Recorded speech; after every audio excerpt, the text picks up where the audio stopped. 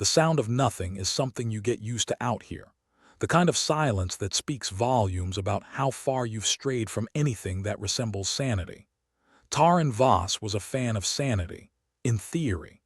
In practice, she traded it for the deep space listening post-gig on the outer edges of known space, because who wouldn't want to monitor cosmic white noise in the middle of nowhere? Think of it as an opportunity to meditate, they said. Find inner peace, they said. Inner peace, my ass, she thought. More like staring into the void and hoping it doesn't stare back. Taran settled herself into the worn-out chair bolted to the floor, the kind of chair ergonomists would use as a cautionary tale. The console in front of her blinked and beeped with the enthusiasm of a dead fish, offering readings so uninteresting they could put caffeine to sleep. She sipped what passed for coffee on board, more like brown regret in a cup, and stared at the display. "Hey, Voss," crackled a voice over the intercom. It was Jenkins, a voice with all the charm of a drunk uncle at a wedding. "You still alive, or did the boredom finally kill ya?" "Still kicking," Taran replied, her voice dripping with the type of enthusiasm usually reserved for tax audits. "What's up, Jenkins? You finally decide to do some work around here." "Nah, just making sure you're not plotting to hijack a shuttle and make a run for it." That got a snort out of her. "Please, the shuttles here make donkeys look like racehorses." "I'd get about as far as the cafeteria." Jenkins chuckled, a low, rumbling sound. "Good to know you're still keeping the spirit alive. Anything interesting popping up on your end?" "Define interesting," Taran said, squinting at the display. "Because if you're talking about the anomalies in the readings, then yeah, we've got plenty of those. They're dancing all over the place like they're throwing a cosmic rave." "Anomalies, huh?" Jenkins mused. "Like what? A star doing the moonwalk or something?" "More like a rogue planet deciding it's time to play space pinball," Taran replied, studying the garbled data that kept scrolling across her screen. "It's on a collision course with a distant star system. Looks like it's been dipped in weird and rolled in ominous." "Great, just what we need, a cosmic wrecking ball," Jenkins said, not sounding particularly concerned. "I'll make sure we have front row seats." Taran sighed, leaning back in her chair, which protested with a creak. Silence settled once more, punctuated only by the occasional beep of the console and the distant hum of machinery, an orchestra of monotony. The thing about being out here was that you learned to appreciate the little things, like not being sucked into a black hole or, on a good day, finding an extra piece of chocolate stashed away in the food supplies. Little victories in the vacuum of existence. She shifted her focus back to the rogue planet. It was a curious thing, a vagabond in a universe that seemed to prefer its celestial bodies well-behaved. It was rare for a planet to just wander off like it was on an interstellar sightseeing tour. Taran couldn't help but feel a flicker of intrigue, which was a better feeling than the usual existential dread. "Hey, Jenkins," she called through the intercom again. "What do you think it would take for someone to just pack up and leave their solar system like that?" "Midlife crisis," Jenkins suggested. "Or maybe it just wants to see if the grass is greener on the other side, or less fiery." "I'm serious," Taran insisted, though she was smirking. "Why would a planet go rogue?" "Hell if I know," Jenkins replied. "Maybe it got tired of orbiting the same old star day in, day out. Can't blame it, really. If I could wander off into the cosmos, I probably would too." Taran shook her head, trying to piece together the puzzle the universe had dumped in her lap. The rogue planet was moving at a pace that suggested it was in a hurry, like it had somewhere to be and was running late. And that somewhere was on a direct path to a star system that probably didn't appreciate uninvited guests.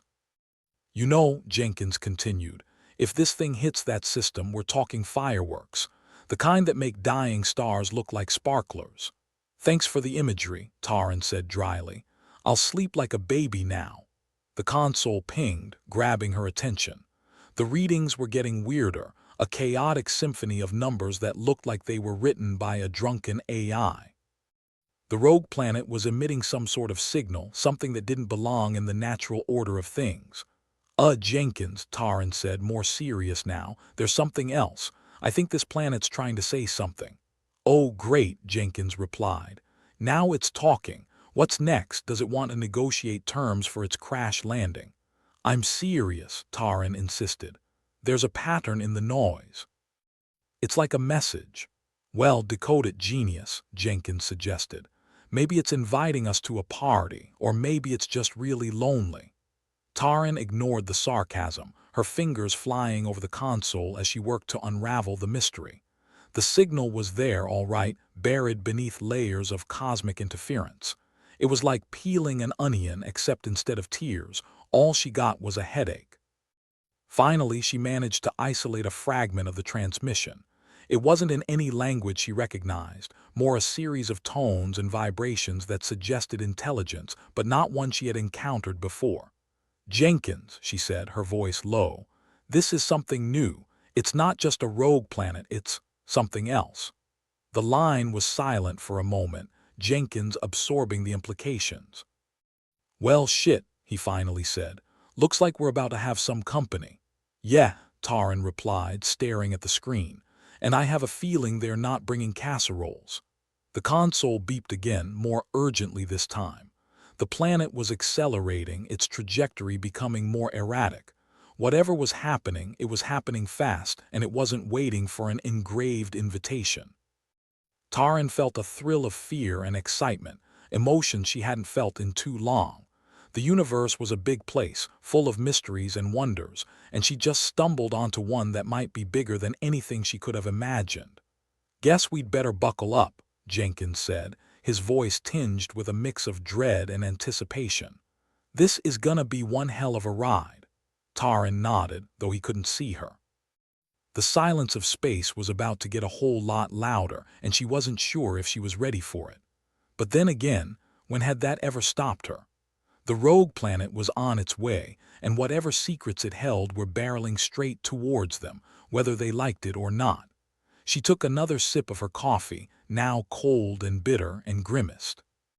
Well, she said to the empty room, guess it's time to see what the universe has in store for us.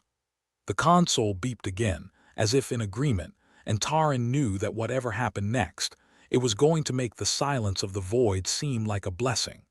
The rogue planet, the message, the impending collision, it was all coming together in a cosmic dance that promised chaos and revelation in equal measure.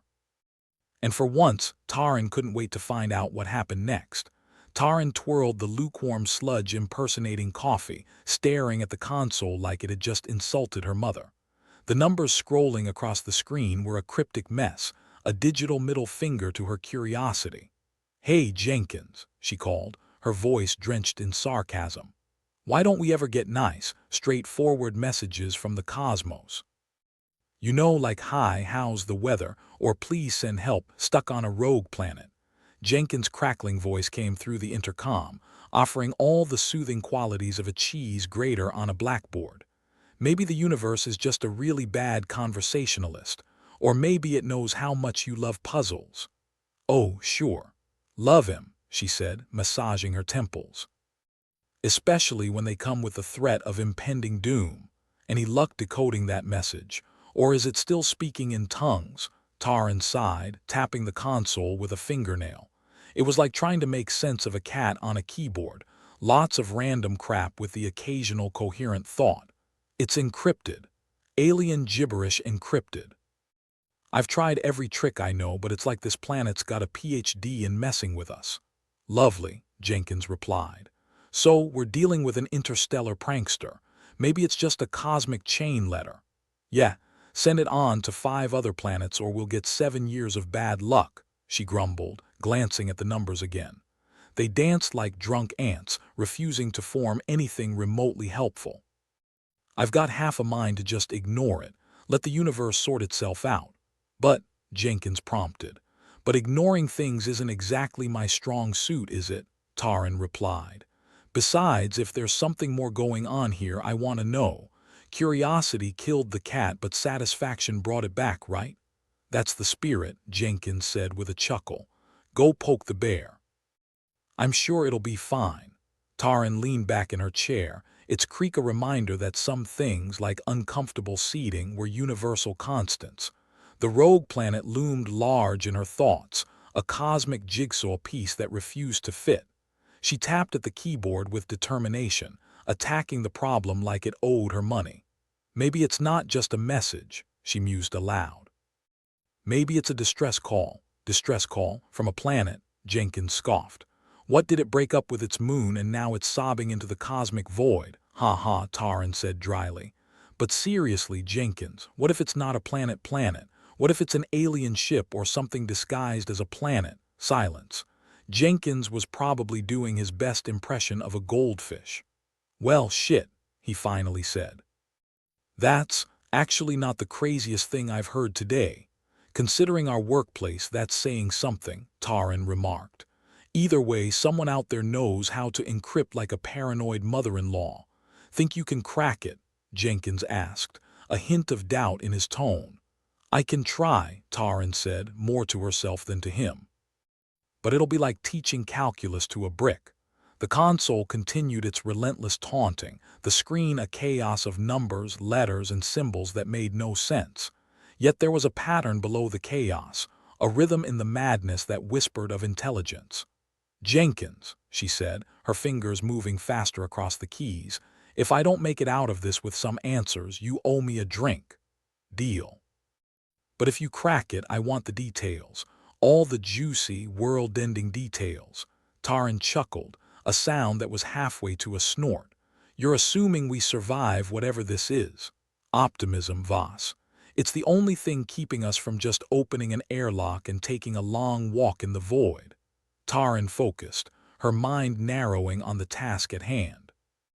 The rogue planet, or whatever it was, seemed to be getting closer at an alarming rate, and the urgency of the signal increased with it. Whatever was out there was desperate to be heard, and Taran was determined to listen. She manipulated the controls, isolating different sections of the transmission, looking for the key that would unlock the secrets hidden within. Music from an alien jukebox, code from a cosmic bank vault. Iors slipped away, marked only by the occasional beep from the console and Jenkins' sporadic check-ins, his voice a lifeline in the quiet storm of her concentration. Finally, she hit a breakthrough. The chaotic signal began to unravel, revealing a thread of logic, a structure that hinted at a purpose beyond mere randomness. It was like finding the corner pieces of a jigsaw puzzle, still frustrating as hell, but at least she knew where to start. Jenkins, she called, her voice tinged with excitement and fear. I think I'm onto something. There's a pattern here, something. Deliberate. Deliberate how? Like someone's trying to communicate. It's not just noise. It's a language, I think. I'm not sure, but it's definitely not just static. Interesting, Jenkins replied. Ever seen anything like it before? Not in this lifetime, Taran said. Hell, I doubt anyone's seen anything like this unless they've been dining with little green men. Great. So we've got a message from E.T. and no idea what it says. Pretty much, she admitted, her fingers still flying across the keyboard. But if I can decode this, maybe we can figure out what the hell they want. Let's just hope they're not inviting us to dinner, Jenkins quipped. You know, as the main course. Taran snorted, shaking her head. Thanks for that image. Really needed it. The planet ship thing loomed closer, a dark promise in the void.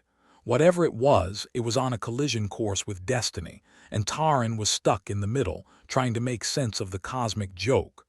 Her console beeped again, a notification of sorts. The encrypted message had shifted, a section now blinking in a way that suggested it had finally found its translator. The screen showed a series of symbols repeating in a cycle that seemed almost hopeful. Jenkins, she said, her heart pounding. I think I've got something. It's like a countdown. A countdown to what? I don't know, she admitted, her voice barely above a whisper. But it can't be good. Well, that's comforting, Jenkins said dryly. Let me know when you figure out if we should be running for the hills. Taran nodded, as if he could see her. The countdown ticked away on the screen, a silent metronome that marked the approach of something unknown and potentially catastrophic. She had to know. There was no turning back now, not with the rogue planet bearing down on them and an alien message clinging to her like a burr. She dug deeper into the data, her mind a whirlwind of possibilities and fears. The message was a key, she was certain of it, a key to understanding, a key to survival, or maybe just a key to unlocking a whole new level of screwed. But she would find out one way or another. "Hey, Jenkins," she said, her voice a mix of determination and weariness. "Yeah, get ready," she warned. Things are about to get interesting. The final pieces of the puzzle clicked into place, and she hit the last key, her breath held as the console whirred and worked, deciphering the alien script into something recognizable. The screen flashed, and Taryn's eyes widened as she read the words that appeared. Her heart skipped a beat, a cold sweat breaking out on her brow. "Jenkins," she said, her voice shaking slightly. "I think we're in trouble." "What kind of trouble?" "The kind with aliens, lots of aliens, silence." Jenkins for once was speechless, a rarity she wished were happening under better circumstances. "Yeah," she continued, her voice steadier now. "The message, it's a warning about them, whoever or whatever was originally on that planet. They're coming, Jenkins. And they're not here to make friends." More silence, then Jenkins' voice quieter, more serious. "Well, shit, Taryn, what do we do?" Taryn took a deep breath, steadying herself. The answer was both simple and terrifying. "We figure out how to survive, Jenkins, and hope we're not the punchline to some cosmic joke." The screen continued to blink with the countdown, a relentless reminder that time was running out. Taryn prepared herself for whatever came next, her mind racing with possibilities and strategies. In the quiet chaos of the listening post, with the rogue planet drawing ever nearer, Taryn knew one thing for certain. The universe had finally decided to make some noise, and it wasn't going to be pretty. But then again, when had anything ever been? Taryn was poised on the precipice of a cosmic meltdown, and as fate would have it, it wasn't just the cryptic message threatening her sanity. No, the universe had decided to throw a few more wrenches into her already sputtering machinery. She rubbed her temples, a futile attempt to stave off the headache pounding behind her eyes like a death metal drummer on a particularly bad day. "Jenkins, you there?" she called into the intercom, which crackled back at her like a snarky popcorn machine. "I'm always here," Voss, lurking in the shadows of the intercom. "What's up?" "Everything's going to hell in a handbasket up here. Consoles flickering, systems going offline, and I think the coffee machine just tried to tell me it's resigning." "So your usual Tuesday, really." Jenkins's laugh was as reassuring as a rusty nail.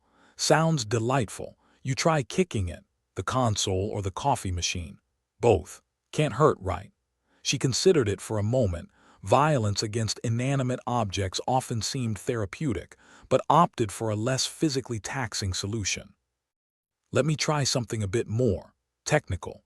The console was the heart of the operation, and right now it had all the reliability of a politician's promise.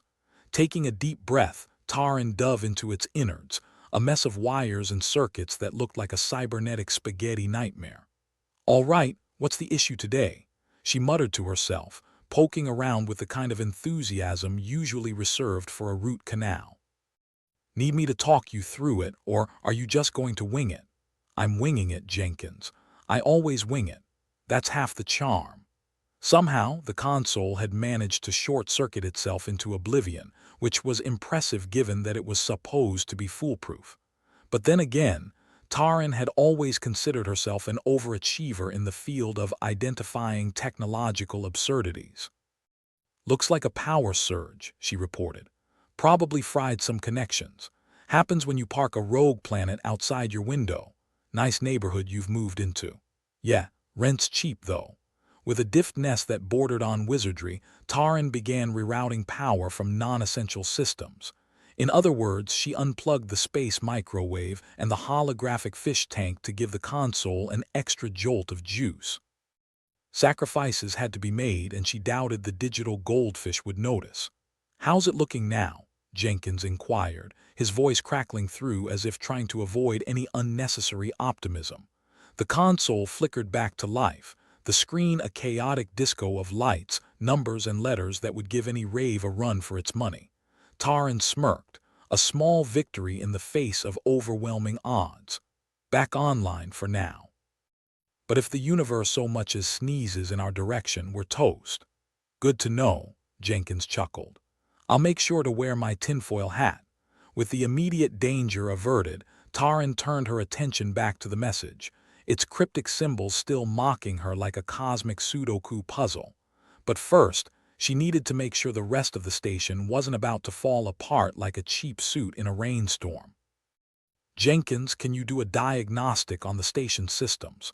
I need to know what else might be on the verge of a nervous breakdown. Sure thing. Give me a minute. As she waited, she glanced at the countdown on the screen, the alien message ticking away like a bomb with no visible fuse. It was the kind of thing that gave nightmares a run for their money. All right, Jenkins said, his voice dragging her back to the present. We've got a few blips on life support systems, minor glitches really. Oh, and the waste management system is, well, let's just say it's creatively rerouting. Creatively rerouting, that doesn't sound good. It isn't unless you like surprises, Taran groaned. Great. First contact with an alien species and we're about to get buried in space trash. Look on the bright side, at least you'll have an excuse for the mess. With a silent prayer to whatever deity might be listening, Taran dove into the station's maintenance protocols. She had a knack for this, fixing things other people deemed unfixable, making order out of chaos, or at least making slightly more tolerable chaos. Jenkins, I'm going to redirect some power and try to stabilize life support. I'll deal with the waste system after. Priorities, right? Sounds like a plan. Just don't blow us up. Noted. Though it might be an improvement. Fingers flying over the keyboard, Taran accessed the station's core systems. A few deft commands, a couple of bypasses, and the life support system hummed back to full functionality. If only calming her nerves was so easy. Life support's stable, she reported, relieved. Nice job, you're like the Mac Jiver of deep space. Mac Jiver, please. I'm more of a Mad Max. The waste system, true to Jenkins' words, was a disaster waiting to happen. It was designed to process and eject refuse into the void, but currently it seemed hell-bent on turning the refuse into modern art installations around the station. Taran sighed, wondering what she'd done in a past life to deserve this. Okay, tackling the waste system now. Fingers crossed I don't end up knee-deep in space sludge. Good luck, Jenkins said, sounding far too amused for her taste. Taran accessed the waste management protocols, adjusting parameters and reinstating the proper routes. The system grumbled at first, like an old man refusing to leave his favorite chair, but eventually cooperated, albeit reluctantly. Sorted, she announced, a touch of triumph in her voice. Well done. The galaxy can rest easy knowing its rubbish is in capable hands. Ha, if only that were the biggest problem. With the station running smoother than a greased-up eel, Taran turned her attention back to the puzzle that had become her obsession. The countdown continued its relentless march, a reminder that whatever lurked behind those alien symbols was getting closer. She stared at the screen, her mind racing with possibilities. The message wasn't just a warning, it was instructions of some kind, a guide penned in an alien tongue, and if she could crack it, maybe she could turn the tables on whatever was coming. Hey Jenkins, she said, a new determination in her voice.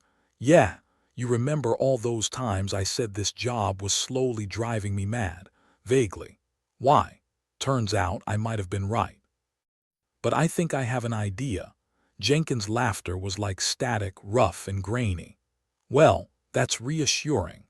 Ignoring his sarcasm, Taran delved deeper into the data, isolating patterns and sequences, her mind a whirlwind of theoretical possibilities and strategic calculations. I think these symbols are a cipher, a way to communicate, sure, but also a way to manipulate, she explained, her voice gaining momentum. Whoever sent this, they're not just warning us, they're giving us a chance. A chance for what? To do something, to activate something, I don't know yet. But I'm going to find out. Sounds risky. Isn't everything? For the next few hours, Taran became a machine, her focus unwavering as she deciphered the alien symbols with a speed and precision that surprised even her. The patterns began to unravel, revealing a complex language of logic gates and command sequences. "Jenkins, I think I've got it," she said finally, a mix of exhaustion and exhilaration in her voice.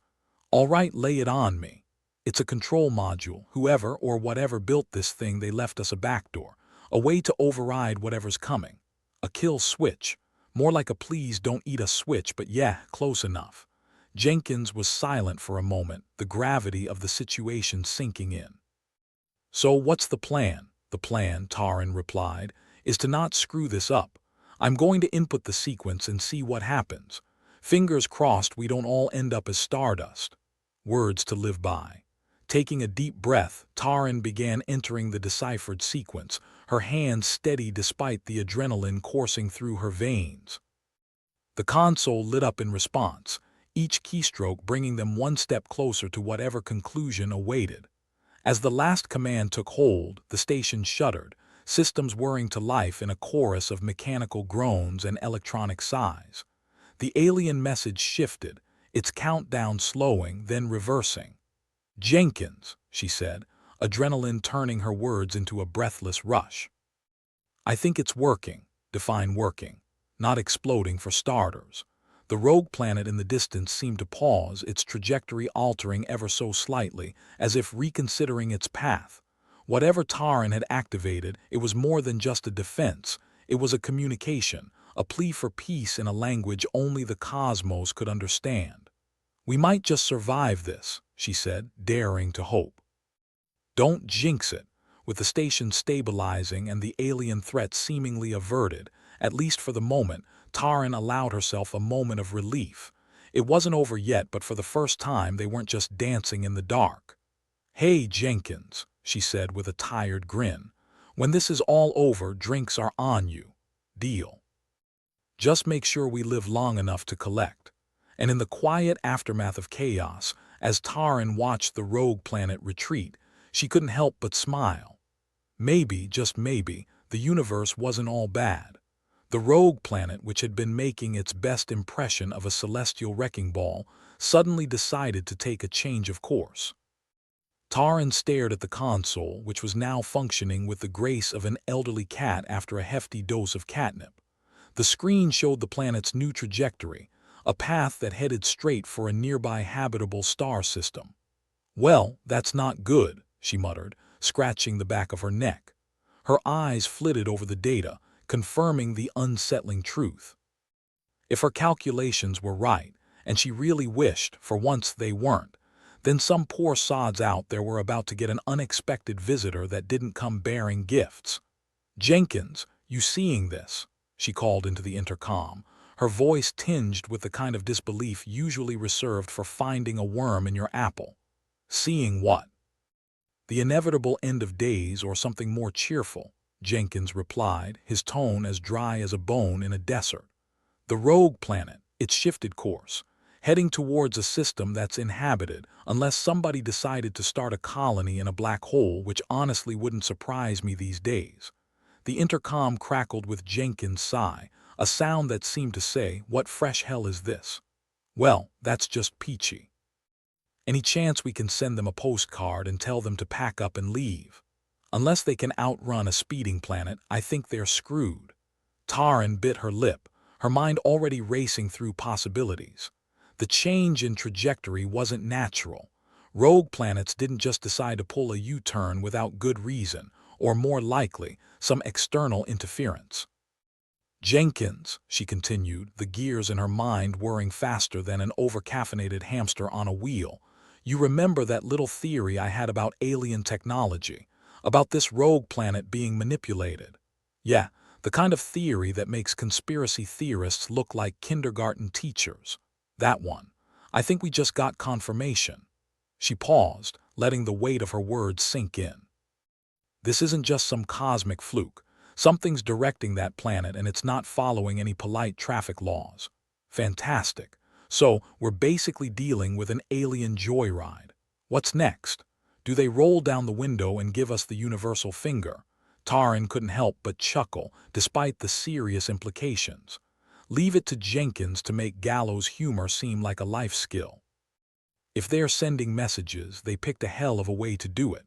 As much as she loved solving puzzles, this one came with stakes that were a bit too high for comfort. The rogue planet wasn't just a threat anymore. It was a loaded gun aimed at an unsuspecting star system, and Taran was holding the only map to disarm it. "All right, let's figure this out," she said, mostly to herself but loud enough for Jenkins to hear. "If the planet's being manipulated, then there has to be a control mechanism, something I can access, maybe even shut down." "You're thinking we can pull the plug on this whole operation?" Jenkins asked, skepticism woven into each word. "If I'm right, and again, not loving the odds here, there's a chance. But it's going to take some digging." The console beeped, a rude reminder of the ticking clock they were all metaphorically strapped to. Taran dove back into the data, her fingers dancing across keys as she sifted through layers of information, each one more complex than the last. "Talk to me, Taran. What are we looking for?" "Anything that screams alien tech, preferably with a big red button that says off." "Subtle." "Hey, subtlety's overrated when you've got a planet barreling towards civilization." The data was a tangled mess of unfamiliar algorithms and cryptic codes, the kind that would give a seasoned cryptographer nightmares. But where others saw chaos, Taran saw potential. She had a knack for this kind of work, a talent born from too many nights alone deciphering the universe's most enigmatic secrets. "There's a pattern here," she said, voice tinged with the thrill of discovery. "Hidden in the noise, it's like something's been left behind, a blueprint." "A blueprint to what?" "To whatever's controlling the planet. If I can isolate it, I might be able to divert the damn thing." "Divert it where?" "Preferably not this station or my coffee mug. I'm thinking away from anything remotely valuable, including us." With renewed determination, Taran plunged into the task, her mind a steel trap snapping shut around every clue and fragment. The rogue planet was like a cosmic puppet, and she was determined to find the strings and cut them. It felt like hours passed, though time had little meaning in the cold, indifferent expanse of space. Every lead brought her closer to the truth, each dead end only fueling her resolve. At last, a breakthrough, a series of coordinates and codes that pointed toward a control node, a hidden system embedded within the rogue planet's gravitational field. "Got it," she exclaimed, a mix of triumph and exhaustion. "Jenkins, I found the control node.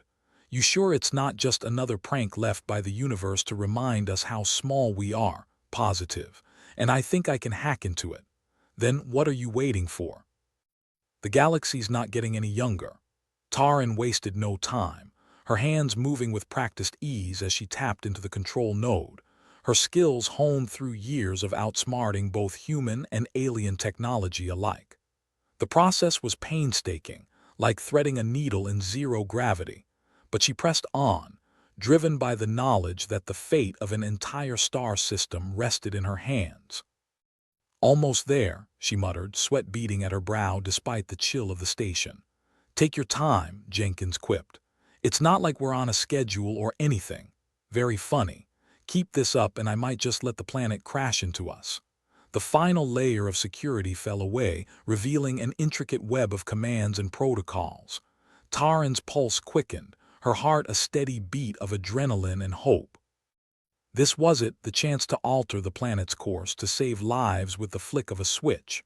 "All right," she said, fingers poised over the keys. "Moment of truth. If this works, drinks are on you, remember." Yeah. Just don't let us become space dust." With a deep breath, Taran executed the command, the console humming in response as the rogue planet's path began to shift under her guidance.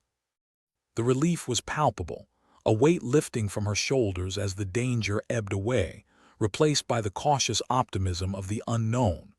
The planet's trajectory stabilized, veering away from the threatened star system and into the vast, empty expanse of space. Taran leaned back in her chair, a weary grin spreading across her face as she regarded the console like an old friend. "We did it," she said, her voice barely a whisper but full of conviction. We actually did it. Jenkins' voice came through the intercom, a mix of disbelief and admiration. You really pulled it off. I knew there was a reason I kept you around. Besides my sparkling personality. That, and you're the best damn operator we've got. For a moment, the weight of the universe felt lighter, the endless void a little less daunting. Taryn allowed herself a rare moment of satisfaction, knowing that despite the odds, they'd managed to avert disaster and uncover a mystery that would keep scientists busy for decades. "Hey, Jenkins," she said, her tone light as air. "When we get back to civilization, let's make sure those drinks are top shelf. Deal. But first, let's make sure we live long enough to collect." With the immediate threat neutralized, Taryn turned her attention back to the console, her mind already spinning with questions and theories. There was more at play here than anyone had realized, a conspiracy lurking in the shadows of space, and Taryn wasn't about to let it slip away. She didn't have all the answers yet, but one thing was certain. The universe was a bigger, stranger place than she'd ever imagined, full of secrets and wonders that defied comprehension. But for now, as she watched the rogue planet drift harmlessly into the void, she couldn't help but feel a sense of hope, a belief that maybe, just maybe, humanity wasn't as alone in the cosmos as they'd always thought.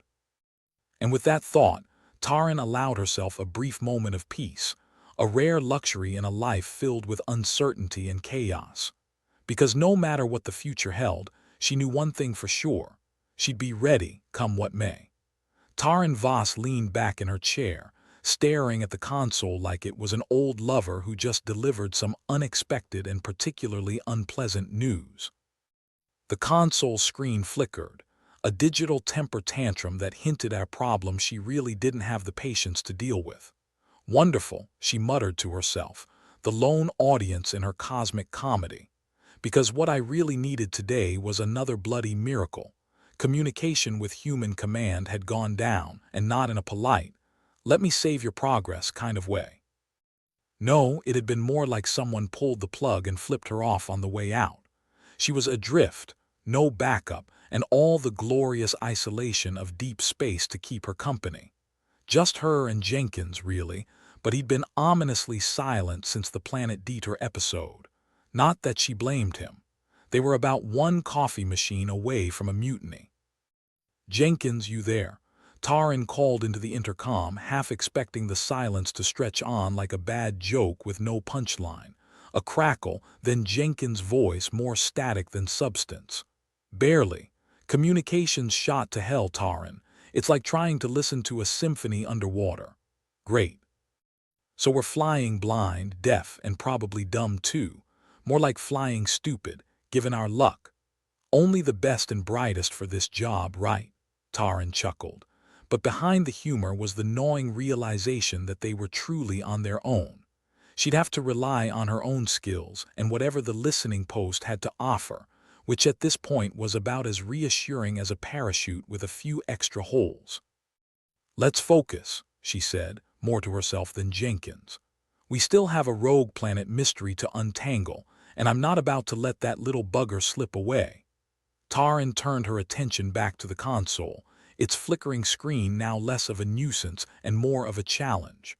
The data on the rogue planet was a tangled mess, but she had a knack for weaving chaos into something resembling order. Call it a gift, or call it years of dealing with cosmic nonsense. The console's hum was the only sound, the kind of white noise that could lull you into a false sense of security until you remembered you were alone in the cold grasp of space. Her fingers danced over the keys, pulling up data streams and algorithms, piecing together a puzzle that most would have thrown into the corner marked "someone else's problem."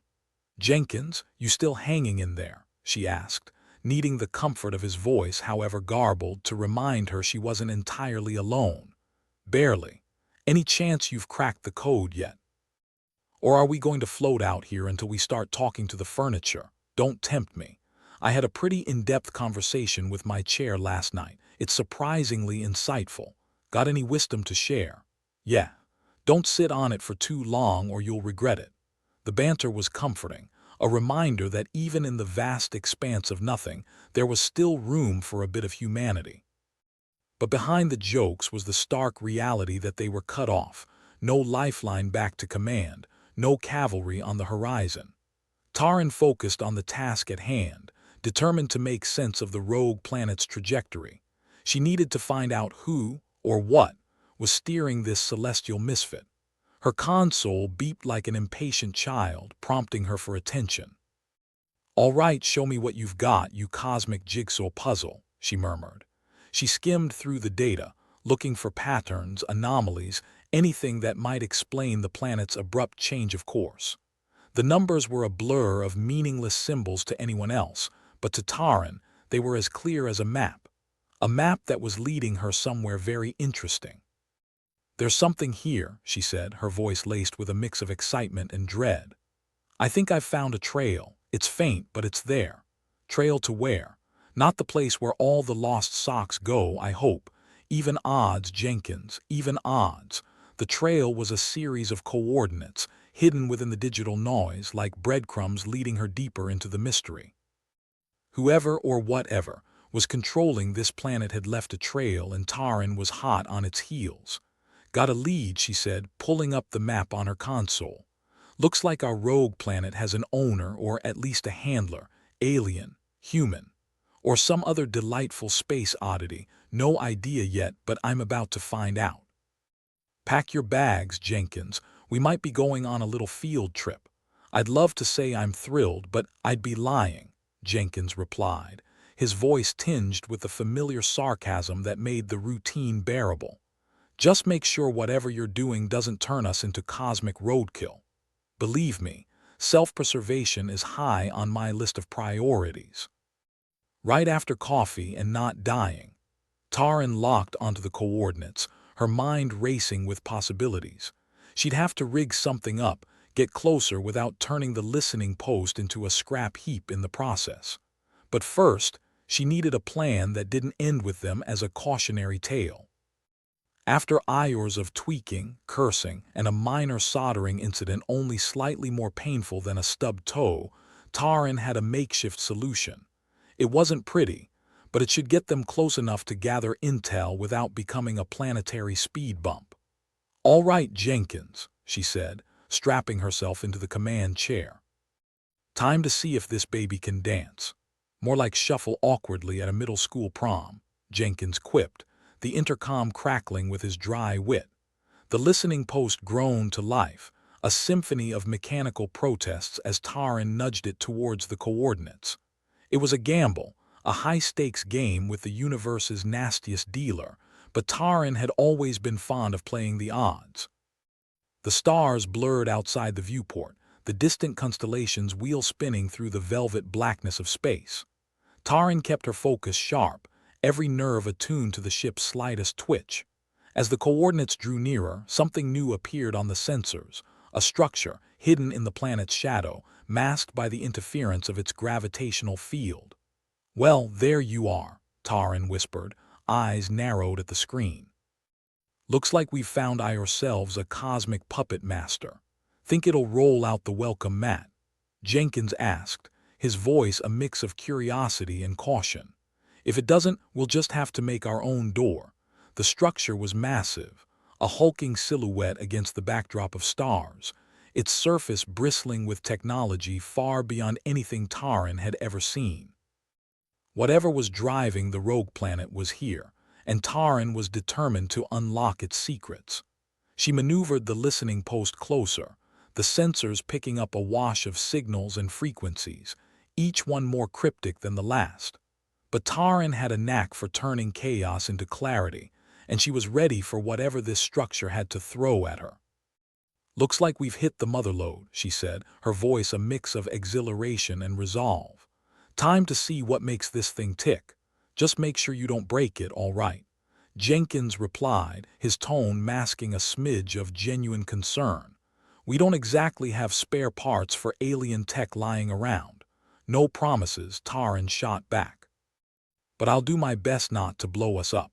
The console lit up as Taran began her digital assault, fingers flying over keys with the precision of a surgeon performing a space-age appendectomy. She bypassed layers of encryption, each one a testament to the complexity of the mind behind this structure. "Whoever built this didn't want anyone poking around," she said, sweat beading on her brow as she worked. But they didn't count on me. The structure's defenses crumbled under her relentless assault, revealing the inner workings of the rogue planet's control system. It was a masterpiece of alien engineering, a tangled web of algorithms and commands that defied human understanding. Taran dove deeper, seeking the control mechanism that would give her the answers she needed. The data was a stream of consciousness, a digital diary of a mind far removed from anything she'd ever encountered. "Jenkins, get ready," she said, her voice tinged with excitement. "I'm about to crack this wide open, just as long as you don't crack us wide open in the process." The final firewall fell away, revealing the beating heart of the rogue planet's control system. It was beautiful in its complexity, a tapestry of information woven with threads of alien genius. Taran's eyes widened as she accessed the core, the data unfolding before her like a flower in bloom. She scanned the information, each file a glimpse into a world beyond her imagination.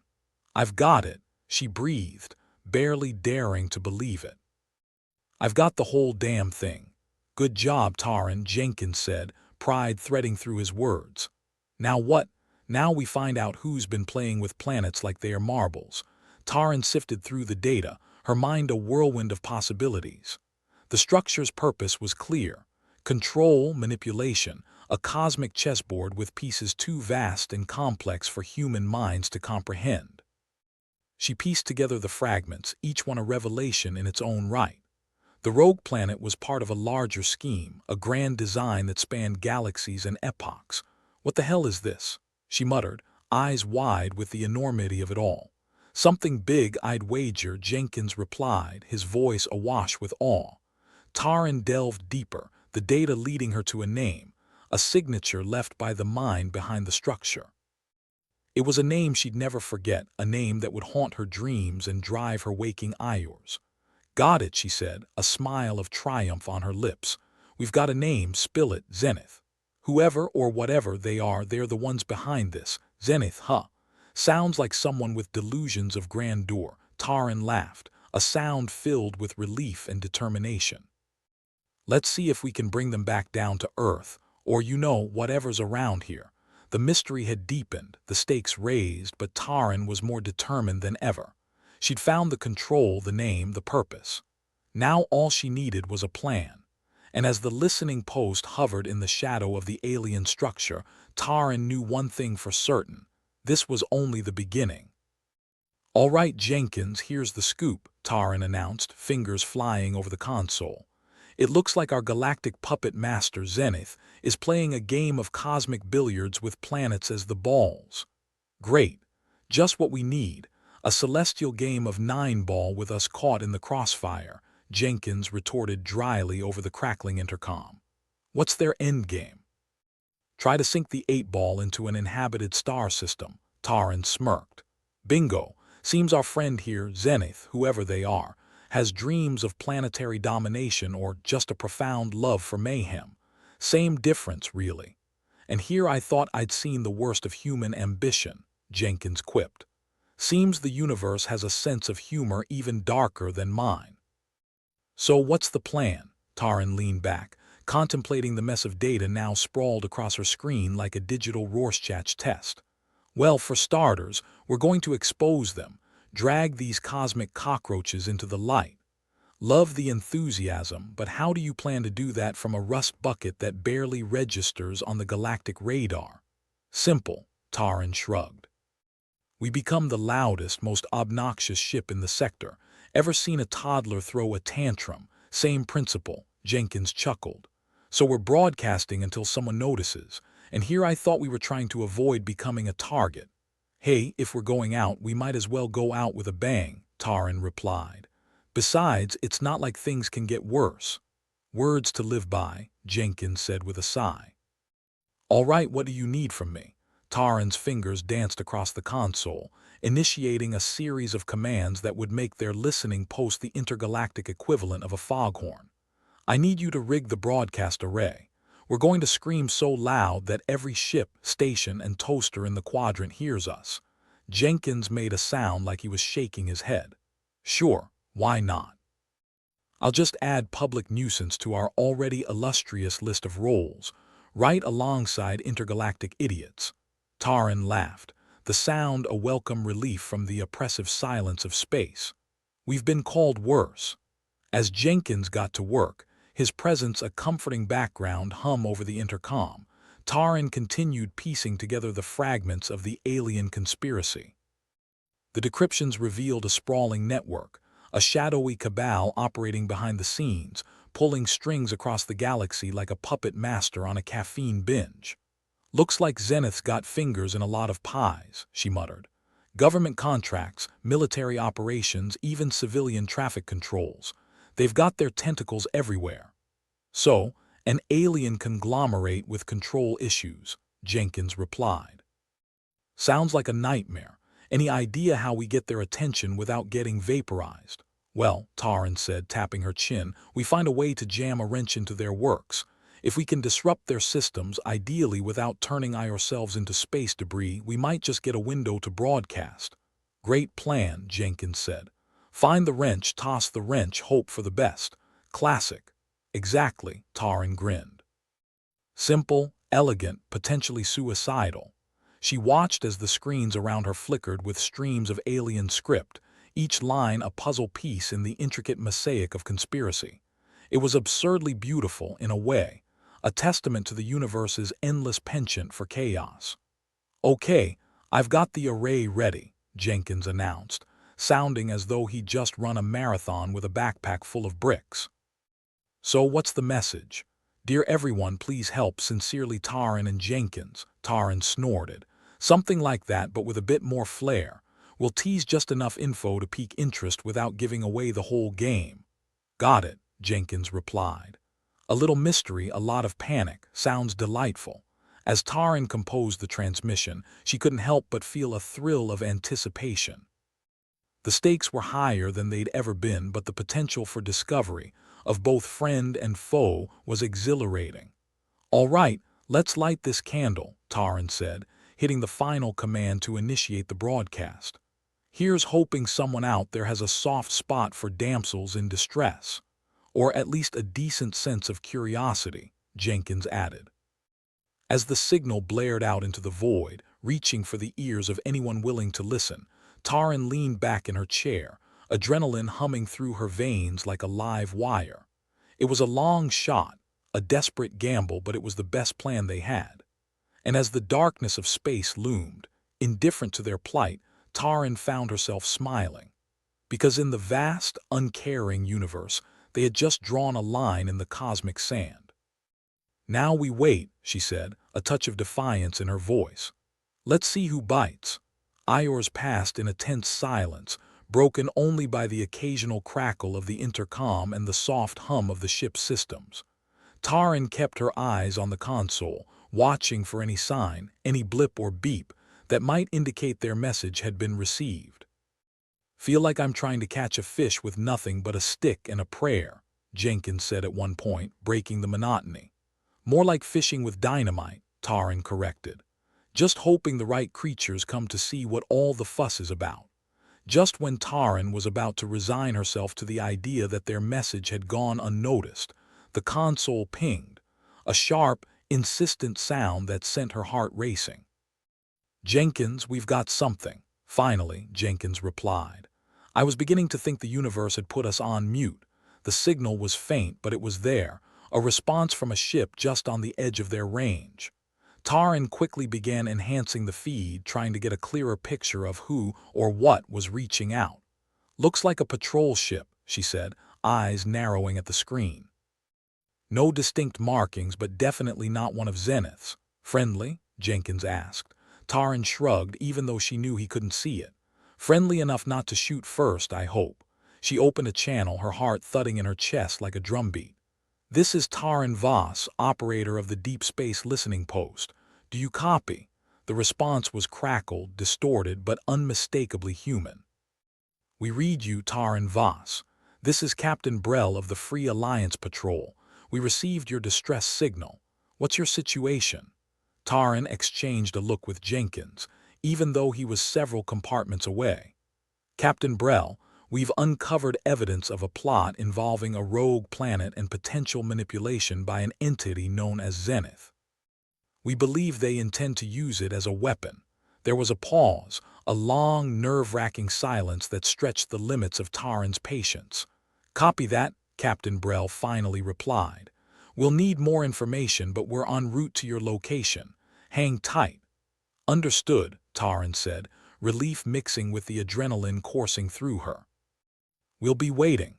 Once the channel closed, Jenkins' voice came through the intercom, a mix of humor and relief. "Looks like someone's coming to our party after all. Let's just hope they bring the right kind of fireworks," Taran replied, leaning back in her chair with a sigh. The endgame was approaching, the pieces moving into place on this grand cosmic chessboard. But for the first time in weeks, Taran felt a cautious optimism. They weren't alone anymore. Hadn't been, really, since the moment she and Jenkins first shared a joke in the dark. And as the stars wheeled endlessly outside the viewport, Taran knew that whatever happened next, they'd face it together, two scrappy survivors thumbing their noses at a universe that seemed hell-bent on testing their mettle. "Here's to hoping Captain Brell's not leading us into a trap," Jenkins said, ever the realist. "Hope for the best, prepare for the worst," Taran replied with a grin. "It's what we do best." "True enough," Jenkins agreed. "You've got a knack for making the impossible seem almost routine." Taran chuckled, the sound echoing through the confines of the listening post. "Comes with the job, I guess." "Just another day in deep space." "Just another day," Jenkins echoed, his tone lighter than it had been in weeks. Together they watched the stars, anticipation and determination mingling in the silent expanse around them. Their journey was far from over. In many ways it was just beginning. But Taran had a feeling they were finally on the right path. And in a universe filled with shadows and secrets, that was more than enough. Taran stared at the console, willing it to do something, anything, other than sit there like a smug, unhelpful brick. The anticipation was killing her. Not literally, which was a shame, because at this point she'd take a heart attack over the endless waiting any day. "Still nothing?" Jenkins asked, his voice crackling through the intercom like a poorly tuned radio. "Just the sweet, sweet sound of my patience dying a slow death," Taran replied.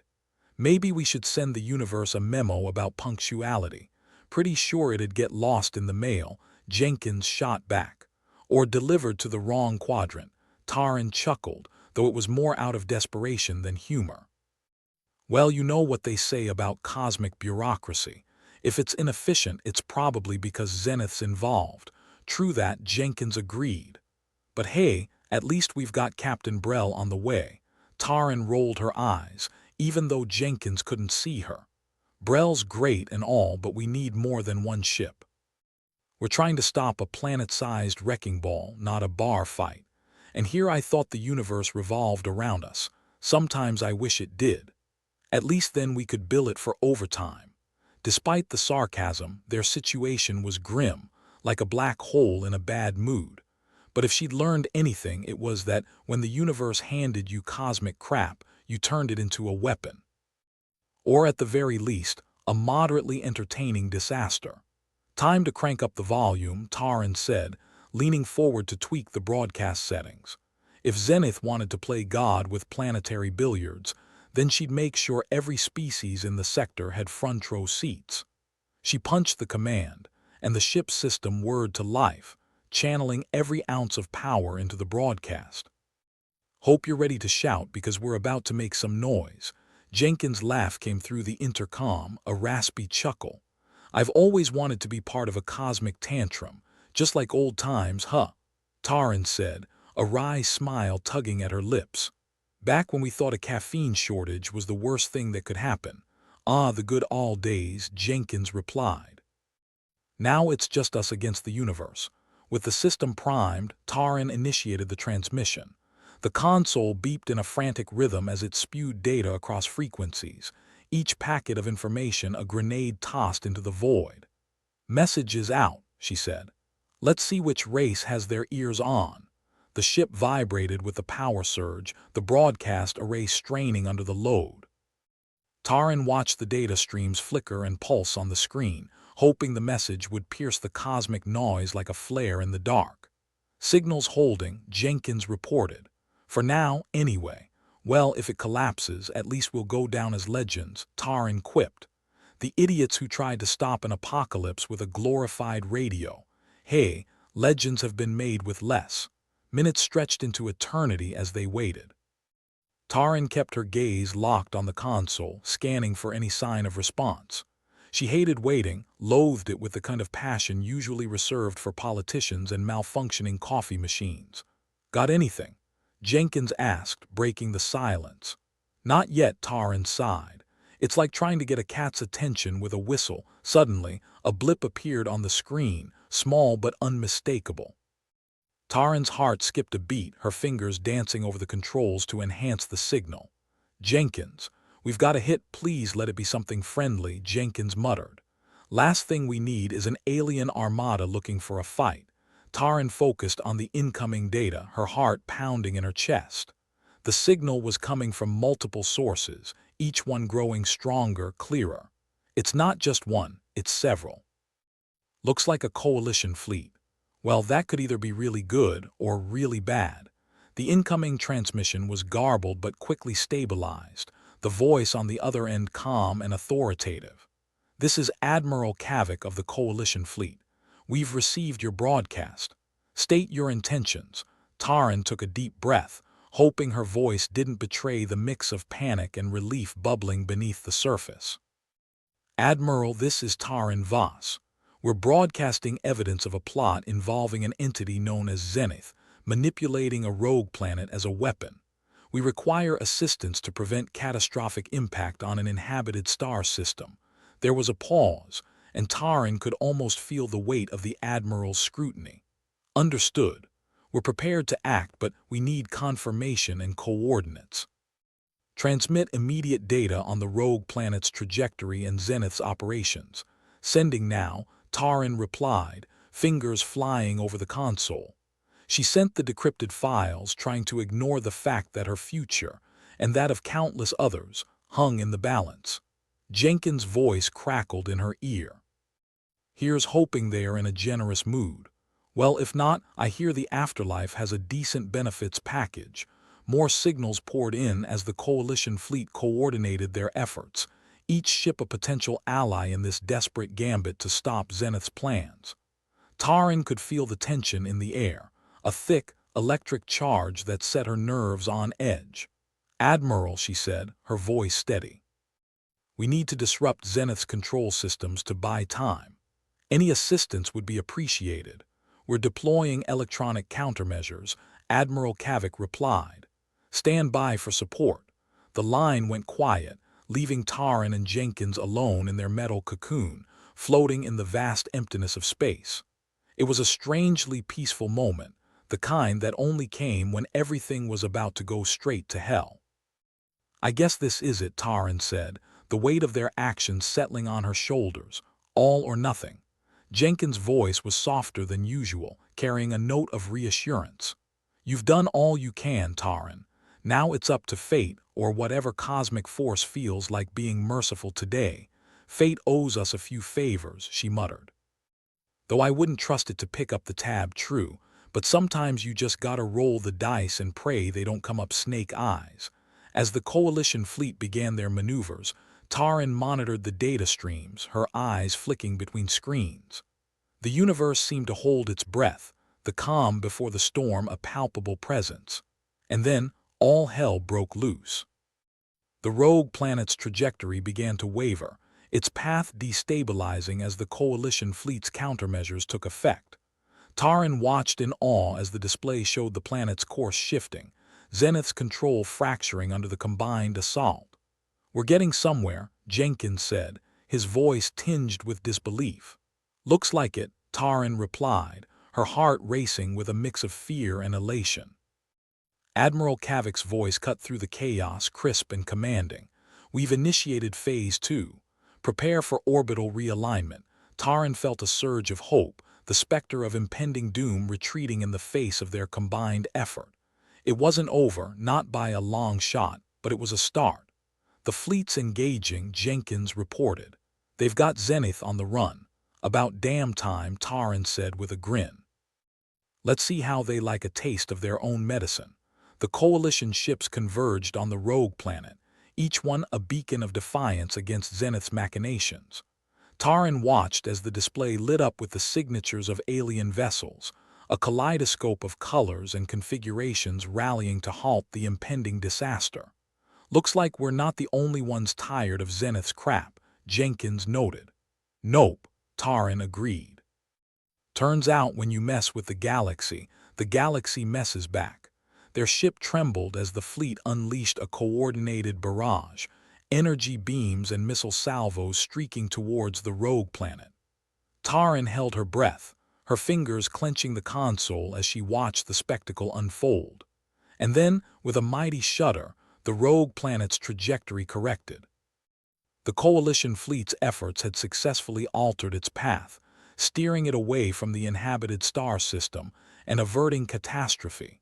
"We did it," Jenkins breathed, a mixture of disbelief and relief coloring his words. Taran allowed herself a moment of silent triumph, a rare victory in a universe that seemed determined to test them at every turn. But even as she savored the moment, she knew the battle was far from over. "Admiral Kavik," she said, her voice steady, "thank you. We couldn't have done it without you." The Admiral's response was immediate, a note of respect in his tone. "You did the hard part, Taran Voss. We just lent a hand." "Still," Taran replied, "it's good to know we're not alone." As the Coalition fleet regrouped, Taran felt a weight lift from her shoulders, a burden shared, a crisis averted. But beneath the relief lay a simmering resolve, a determination to see things through to the end. "Jenkins," she said, turning her attention back to the console, "we've bought ourselves some time, but we still need to deal with Zenith. They're not going to take this lying down." "Yeah," Jenkins agreed. "I've got a feeling they'll be less than pleased with our little intervention." "Let them be mad," Taran said, her voice firm. "We've got the Coalition backing us now. And when they come, we'll be ready." Together, Taran and Jenkins watched the stars, a newfound hope burning bright in the darkness. The universe might be vast and uncaring, but they had proven that even the smallest voices could make themselves heard. And as they prepared for the next stage of their journey, Taran couldn't help but feel a sense of optimism, a belief that, against all odds, they could win. In the end, it would come down to them, two ordinary people standing against the tide, determined to make a difference. "Ready for round 2? Jenkins asked, his voice carrying a hint of a smile. "Absolutely," Taran replied, her eyes fixed on the horizon. "Bring it on." And with that, they set their course, the promise of adventure and danger drawing them forward into the unknown. Taran Voss stood at the observation deck, staring out into the cosmic abyss. The rogue planet, once a looming specter of doom, was now just a blip, safely diverted. Space, that moody teenager of a universe, had decided not to throw a hissy fit that day. She let out a breath she didn't know she'd been holding, a breath laden with equal parts exhaustion and relief. Jenkins' voice crackled through the intercom, the ship's eternal voice of sarcasm. "You know, I've seen less dramatic endings in soap operas." "Well, call me a drama queen and hand me a tiara," Taran shot back. "It's not every day you stop planetary extinction with a glorified walkie-talkie. True. I'm just glad it worked. Another day in deep space, another apocalypse averted." "Yeah, I might get a subscription," Taran replied, her gaze still locked on the stars. "Apocalypses monthly. Comes with a free pack of existential dread." The intercom buzzed again, Jenkins' voice tinged with a rare hint of sincerity. "You did good, Taran. Not many people could have pulled that off. Don't get mushy on me now, Jenkins. I might start to think you care." Perish the thought. The ship's captain, Brell, finally made his entrance, pulling a face like he just swallowed a lemon whole. He had the kind of charisma that could make a cactus seem cuddly by comparison. Well, Voss, looks like you've earned yourself a commendation. Coalition fleet's talking about giving you a medal. A medal?